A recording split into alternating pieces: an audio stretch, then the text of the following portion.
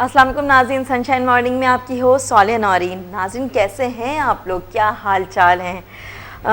सबसे पहले तो क्या बताऊं, सोच रही हूँ इतनी सारी चीज़ें हैं, क्या क्या बताऊं आपको कि आज हम आपको बताने वाले हैं दावत की तैयारी कैसे करें।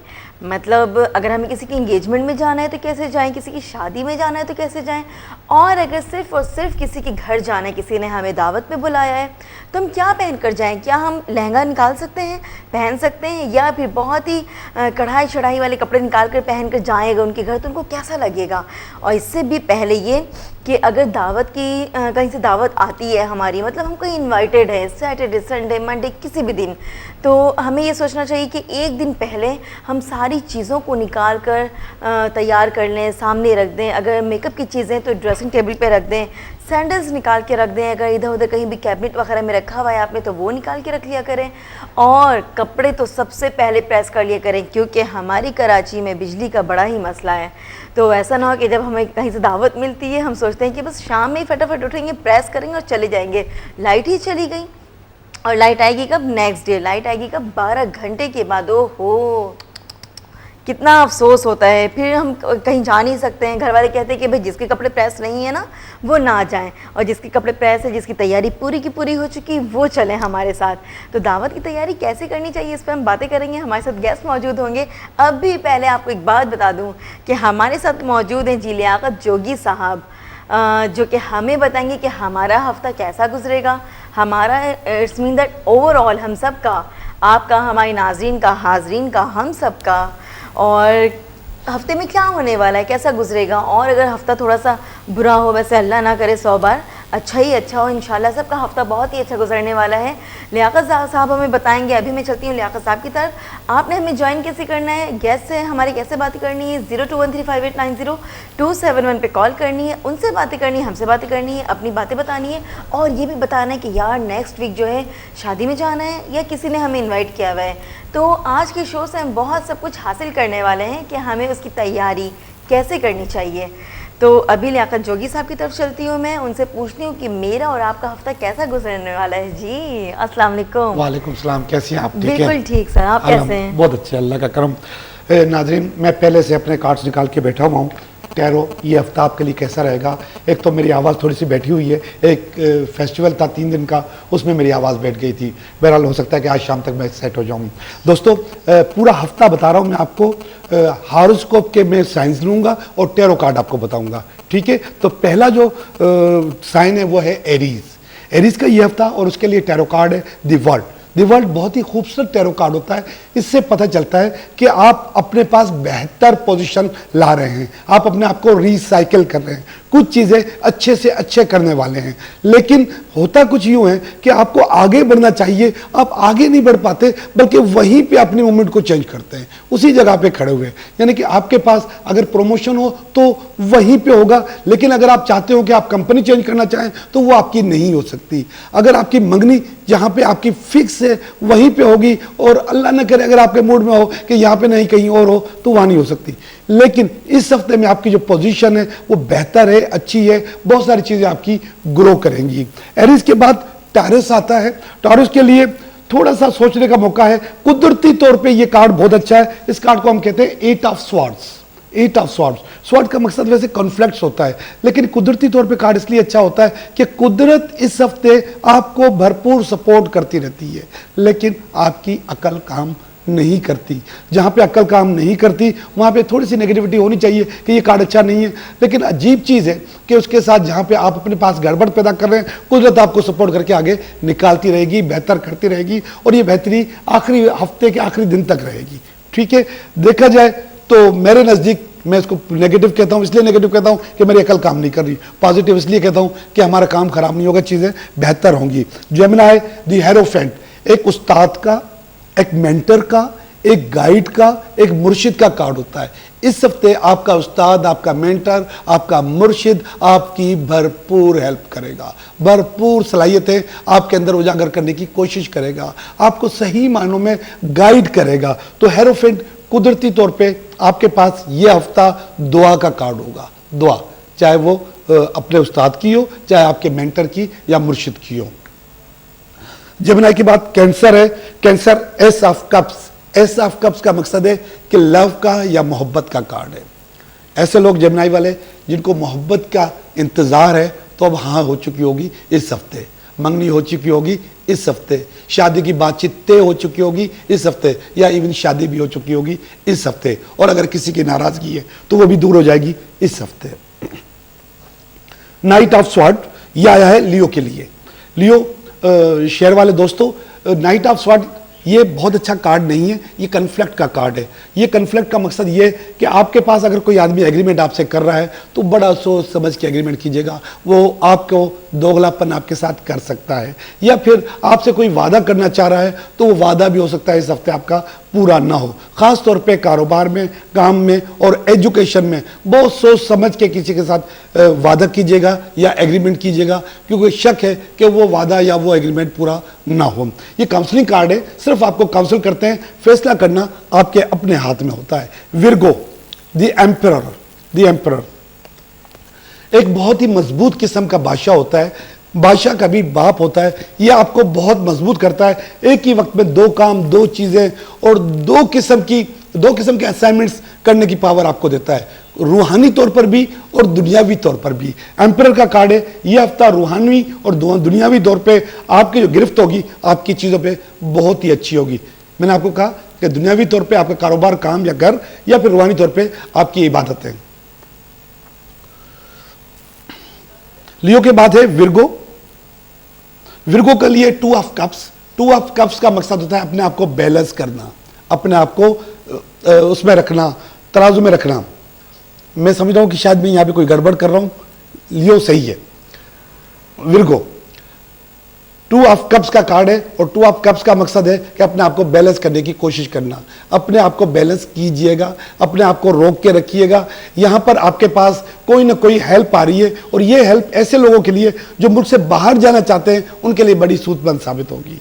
ऐसी हेल्प जिसमें वो मुल्क से बाहर आराम से जा सकते हैं, पढ़ाई के लिए भी और कारोबार के लिए भी। तो कोई ना कोई आपके पास हेल्प करने को तैयार है मुल्क से बाहर ले जाने के लिए। लिब्रा द चैरियट का कार्ड है। द चैरियट असल में थका देने वाला कार्ड होता है, थोड़ा सा बोर करने वाला कार्ड होता है, लेकिन इसके बाद सक्सेस आपको मिल जाती है। तो थोड़ा सा इस हफ्ते यानी 5-6 दिन थकने के बाद 6ठे दिन आपके पास आपकी अचीवमेंट आपको मिल जाएगी। हो सकता है बहुत ज़्यादा सफ़र करना पड़े, हो सकता है कि कोई ऐसा असाइनमेंट है जिसमें आपको बहुत ज़्यादा मेहनत करनी है, वो मेहनत आपको करनी पड़े, लेकिन आखिर में सक्सेस आपको मिल जाएगी। वोट सारे आपके हक में आएंगे और लोग आपकी तारीफ करेंगे। स्कॉर्पियो 6 ऑफ पेंटिकल का कार्ड है। 6 ऑफ पेंटिकल असल में फाइनेंस का या पैसे का कार्ड होता है, और पैसे से मुराद ये कि आप अपने पास जो एवरेज पैसा समझते हैं उससे आपके पास थोड़ा सा ज्यादा ही आता है। आपका फर्ज करें हर महीने आपको 10,000 मिलते हैं, तो इस दफा 12, 13, 14 या 15,000 मिल सकते हैं। एवरेज से ज्यादा पैसे आपको मिलेंगे। वो बोनस भी आपका हो सकता है प्रमोशन के सिलसिले में जो आपके पास मनी आनी हो तो वो भी आ सकता है। कहीं पैसे रुके हुए हैं वो भी पाइपलाइन से निकल सकते हैं, लेकिन आपके पास पैसे अच्छे आएंगे इस हफ्ते के अंदर। सजिटेरियस का कार्ड है द मून। मून का मकसद होता है मां या दुआ। यहां पर मां की दुआ आपके काम आएगी। मून आपको डिपेंडेबल करता है, बाज़ औक़ात डिपेंडेबल से मुराद कि कोई ना कोई दूसरा आदमी आपका काम कर जाता है, और वो मां की दुआ से होता है। मून का मकसद ये भी होता है कि आपको चारों तरफ नजरें भी जमा के रखनी चाहिए कि आपके उन कामों के लिए कौन कौन लोग ज्यादा मेहनत कर सकते हैं, ज्यादा हेल्प आपकी कर सकते हैं। कैप्रिकॉर्न 9 ऑफ पेंटिकल पैसे के लिए सबसे अच्छा कार्ड है, सबसे बेहतरीन कार्ड है। यानी कि ये हाइप होती है। मैंने पहले भी पैसे वाला कार्ड बताया था, वो 6 का था, ये 9 का, उससे कहीं ज्यादा आपकी ख्वाहिशात के एन मुताबिक आप जो समझते हैं कि मुझे फला काम करने के लिए इतने पैसे चाहिए, तो उतने पैसे आपके पास इस हफ्ते अरेंज हो सकते हैं, और आप आराम से वही काम जो आपका रुका हुआ होगा वो आप आराम से कर सकते हैं। खास तौर पे ऐसे काम जिनमें प्रॉपर्टी परचेज की जाती है या कोई बहुत बड़ा असाइनमेंट किया जाता है, गाड़ी लेनी हो, तो आप इस हफ्ते वो काम कर सकते हैं, और इस मामले में आपके पास पैसे की तरफ से बहुत ज्यादा हेल्प आपको मिलेगी। Pisces night of sword, 2 of swords. 2 of sword असल में अगेन कन्फ्लिक्ट का कार्ड होता है। कन्फ्लिक्ट का मतलब है कि आप इंडिसीजन हो जाते हैं, फैसला आपसे होता नहीं है, चीजें कुछ ऊपर नीचे हो सकती हैं, आप आपके सामने चीजें रखी हुई होंगी, लेकिन आप सोच रहे होंगे कि मैं इधर जाऊं या इधर जाऊं, तो थोड़ा डिसीजन लेने में आपको इस हफ्ते थोड़ी सी मुश्किल पेश आएगी। अगर आप समझते हैं कि आपके पास बहुत ज्यादा मुश्किल है तो आप अपने किसी करीबी दोस्त से मदद ले सकते हैं, आप निकल सकते हैं। लेकिन आपको एक मशवरा दिया जाएगा कि डिसीजन लेते वक्त आंखें और कान खुले रखिएगा, आंखें और कान बंद रखिएगा। अगर आप आंखें और कान बंद रखेंगे तो आपके पास हो सकता है कि कोई ना कोई प्रॉब्लम आ जाए या कोई ना कोई रुकावट आपके पास आ जाए। मैं समझता हूं कि मैं एक कार्ड भूल गया हूं और वो है एक्यूरिस का। एक्यूरिस अगर बुनियादी तौर पे देखा जाए तो इसके फैसले, उसकी चीज़ें जज्बात के तहत ये ज़्यादा करता है, अकल के तहत कम करता है। लेकिन इस दफ़ा स्टार का कार्ड है। स्टार का मकसद है कि आपके पास जितना भी ये हफ्ता रहेगा ये कुदरती तौर पे आपकी परफॉर्मेंस के ऊपर होगा। जैसे स्टार बच्चा होता है, हम बच्चे को कापी पे स्टार बना के देते हैं, तो ये स्टार आपके बार बार काम आता रहेगा। ये हफ्ता आपका शानदार और अच्छा और बेहतर रहेगा। नाज़रीन, मैं समझता हूं कि मेरी थोड़ी सी आवाज़ बैठी हुई थी, लेकिन आप मेरी बात समझ गए होंगे। ये जो मैं आज अभी रिकॉर्डिंग करवा रहा हूं, ये आप यूट्यूब पर भी देख सकते हैं कल, और हमारे पेज पर भी देख सकते हैं। इस वक्त हमारे पास जो टाइम हुआ है वो योगा के टाइम का है, योगा का है। और योगा के सेगमेंट में हमारे साथ होती हैं अंजुम जोगी, वो आपको योगा के बारे में कुछ बताएंगी। अंजुम जोगी। अस्सलाम वालेकुम, कैसे हैं आप लोग? ठीक ठाक। मैं हूं अंजुम जोगी, योगिनी। आपके जहन में आ रहा होगा ये वर्ड मैंने क्यों यूज़ किया योगिनी का। असल में जब कोई मेल योगा करता है, कोई आदमी योगा करता है तो उसे योगी कहा जाता है, और अगर कोई फीमेल या औरत योगा करती है तो उसे योगिनी कहा जाता है। तो that's why I am calling myself Yogini. और आज जो हम जिन एक्सरसाइज पे बात करेंगे वो आपकी हेयर ग्रोथ के लिए, जिनके बाल गिरते हैं, जिनके बाल डल हो गए हैं, रफ़ हैं, जिनके पास पतले से बाल हैं, ग्रोथ अच्छी नहीं होती, थिक नहीं है बाल, तो उनको मैं ये एक्सरसाइज बताऊंगी। इससे आप लोगों के हेयर ग्रोथ अच्छी होगी और बालों में जान आना शुरू हो जाएगी। बट अगेन वही कि आपको बहुत ज़्यादा प्रॉपर एक्सरसाइजेस करनी पड़ती हैं। ऐसा नहीं कि एक दो बार किया और आपको फ़ायदा होगा। और उसके अलावा एक चीज़ और मैं आपको बताना चाहूँगी, मैं जब भी या कोई भी आपको कोई भी एक्सरसाइज कभी भी बताता है तो सबसे पहले अपने डॉक्टर से ज़रूर मशवरा कीजिए कि क्या वो एक्सरसाइज आपको करनी चाहिए या नहीं। बिकॉज़ हम जो एक्सरसाइज बता रहे होते हैं उसमें डिफरेंट टाइप से आपको अपनी बॉडी को कर्व्स देने होते हैं, और उसमें बाज़ों का जिनके बैक पर पेन होता है वो कमर वाली एक्सरसाइज नहीं कर पाते आराम से, किसी को हार्ट का इशू होता है, किसी को ब्लड प्रेशर का इशू होता है तो फिर ज़्यादा झुकने वाले पोजेज नहीं कर सकते। इस तरह के बहुत सारे मेडिकल इशूज़ होते हैं। तो बी केयरफुल कि आपको जो भी एक्सरसाइज करनी है उसके लिए आप अपने डॉक्टर से मशवरा ज़रूर कर लीजिए, और अपने हड्डियों का चेकअप ज़रूर करवाइए, क्योंकि आजकल लेडीज़ में जो बोन्स की प्रॉब्लम है वो ज़्यादा हो रही है। तो इसलिए एक्सरसाइज करने से पहले अपने बोन्स का टेस्ट ज़रूर करवाइए, क्योंकि फिर आपको प्रॉब्लम होगा। वरना पहले से टेस्ट हो जाएगा तो क्लियर हो जाएगा कि आप बहुत कॉन्फिडेंस से अपने साथ अपनी एक्सरसाइज कर सकेंगे और फिर कोई इशू नहीं होगा इंशाल्लाह ताला। तो हम आज स्टार्ट करते हैं। सबसे पहले मैं थोड़ा सा वार्म अप करवाऊँ आपको। अगेन जिस तरह मैंने पहले भी बताया था कि जिस्म को वार्म अप ज़रूर करना चाहिए हमें कोई भी एक्सरसाइज कभी भी स्टार्ट करने से पहले। तो मैं वार्म अप के लिए थोड़ी सी एक्सरसाइज बताऊंगी आपको। हम दोनों कमर के साइडों पे हाथ रखे लेफ्ट टू राइट मूव करेंगे।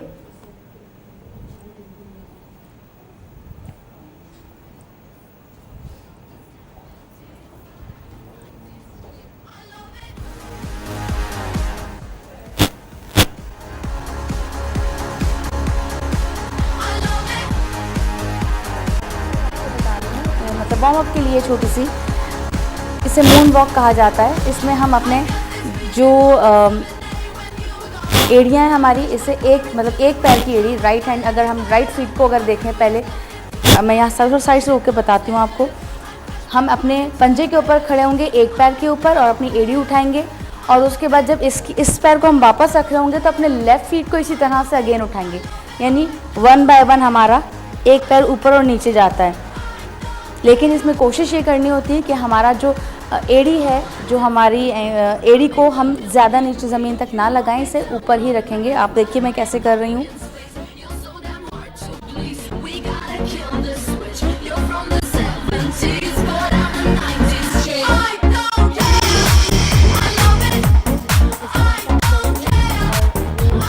बहुत ज़्यादा आपके पैरों के नीचे रखकर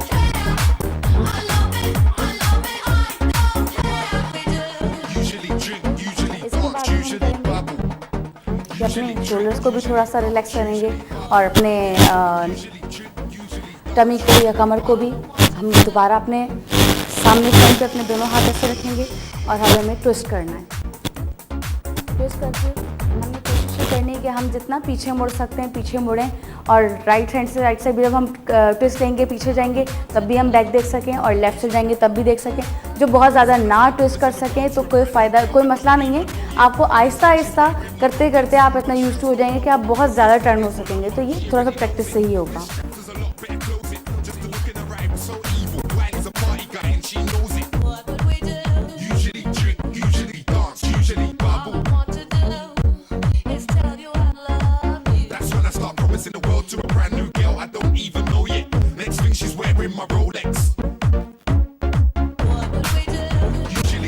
इस बात का ख्याल रखेंगे आपके दोनों पैर बिल्कुल सामने और ऑलमोस्ट मिले हुए हों। अगर बहुत मिला के नहीं रख सकते ऐसे तो बहुत माइनर सा डिफरेंस होना चाहिए, पैर बहुत ज़्यादा खुले हुए नहीं होने चाहिए। उसके बाद अब हम अपने शोल्डर्स को थोड़ा सा एंटी क्लॉकवाइज और क्लॉकवाइज मूव करेंगे।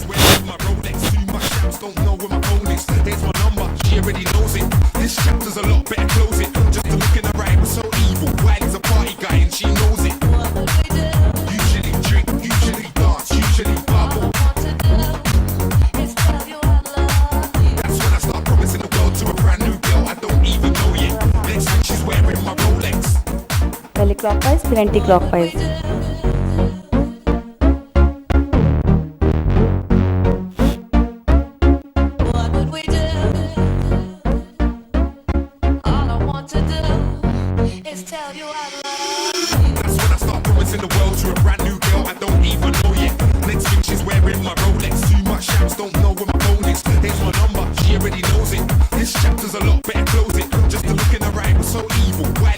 अच्छा जी, अब हमने अपने बॉडी को वार्म अप कर लिया और मुझे तो बाकायदा थोड़ा सा पसीना भी आना शुरू हो गया, मेरी बॉडी वार्म अप हो चुकी है। अब जो मैं आपको पोजेस बताने जा रही हूँ स्टेप बाय स्टेप बताऊँगी।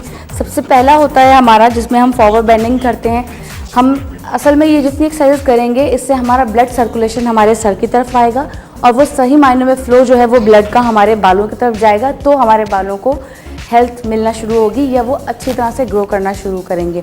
तो सबसे पहले हम फॉरवर्ड बेंडिंग करेंगे। इसके लिए भी ज़रूरी है कि दोनों पहलों को आप बहुत ज़्यादा नहीं तो 4 उंगलियों के डिफरेंस से बस गैप पे रख सकते हैं, इससे ज़्यादा ना करें। बहुत ज़्यादा पैर खोल के नहीं रखना है, ना जॉइंट करके रखना है।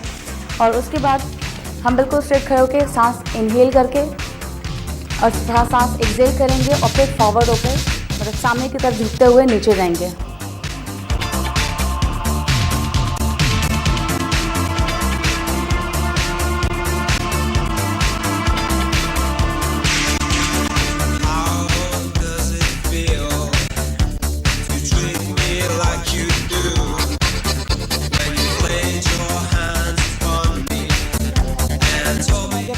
बिल्कुल फॉरवर्ड बेंडिंग में गई हूँ तो मैंने अपनी बॉडी को बिल्कुल लूज़ छोड़ा है। मैंने अपने आप को स्ट्रेच करने की कोशिश नहीं की कि मैं कहीं कोई हाथ पाँव पकड़ लूँ या ज़मीन पे हाथ रख लूँ। आप जितना अपने आप को इस तरह बेंड करके ढीला छोड़ेंगे, बिल्कुल सर को भी ढीला छोड़ देंगे नीचे, तो ब्लड सर्कुलेशन सारा आपका सर की तरफ आएगा और आपके बालों के लिए हेल्पफुल होगा। और उसके बाद अब आपको जो मैं सेकेंड एक्सरसाइज बता रही हूँ, उस एक्सरसाइज में आपको ये डाउनवर्ड फेसिंग डॉग होता है, इसका नाम है ये एक्सरसाइज का। और इसमें भी हम क्या करते हैं कि इसी तरह फॉरवर्ड बेंड ही होंगे लेकिन थोड़ा सा स्टाइल डिफरेंट होता है। अब जब हम इसमें बेंड हुए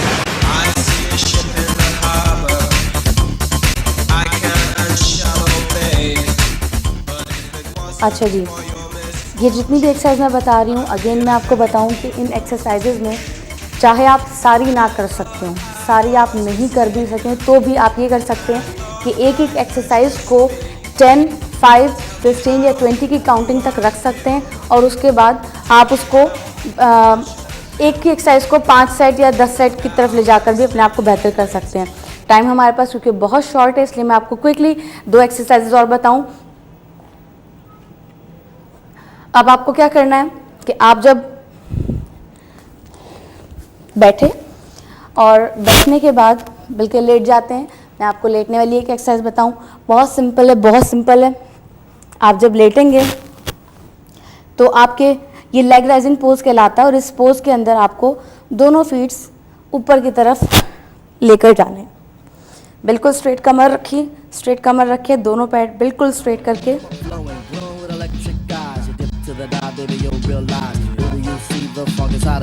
ये भी आपकी सारा ब्लड सर्कुलेशन को आपके सर की तरफ लेकर आएगा। मैं बहुत शॉर्ट करके बता रही हूँ, लेकिन आपको टाइम लेना है, 10 काउंटिंग या 15 काउंटिंग तक आपको रखना है। और उसके बाद एक पोज और आपको बताऊँ, आसान है, कर सकते हैं, बहुत सिंपल। आप बैठे और बैठने के बाद आपने अपने नीज़ पर आ गए। अब अपने दोनों हाथ अपने कमर पे रखें, थोड़ा सा पीछे की तरफ बैंड होंगे, अपनी नीज़ के अंदर थोड़ा सा गैप रखेंगे, पैर बिल्कुल अपने फ्लैट कर दिए ऐसे, कमर पे हाथ रखा, पीछे बैंड किया अपने आप को और फिर एड़ियाँ पकड़ेंगे अपनी।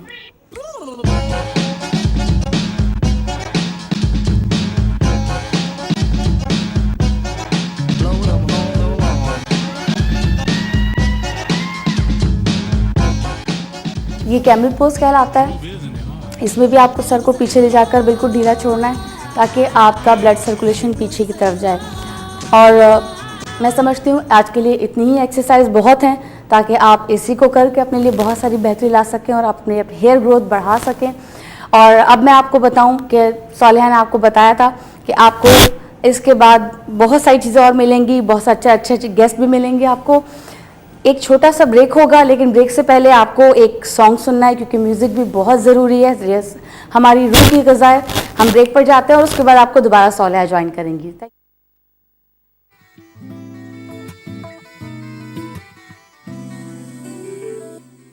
दिल की मांगे थोड़ी थी कम, हर दुआ भी थोड़ी मध्यम।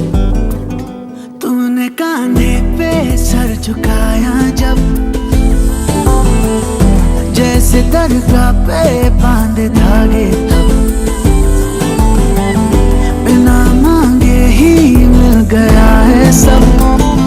मेहरबान हुआ, मेहरबान हुआ, मेहरबान हुआ, मेहरबान हुआ।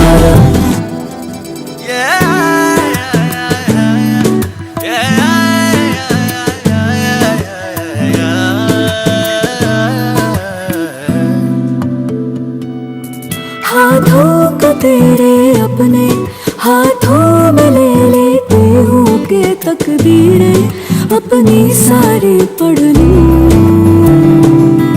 आँखों में तेरे छुपते अरमां में ढूंढता हूँ, बस तू सोचे और पूरे मैं कर दूं। अभी अभी तो हम अधूरे थे, पूरे हो गए तेरे रूबरू।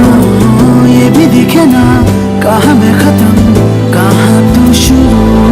आँखें तेरी गिरती है जब, अब तो नींदें आती है तब, हमको लगता है कुछ दिनों से अब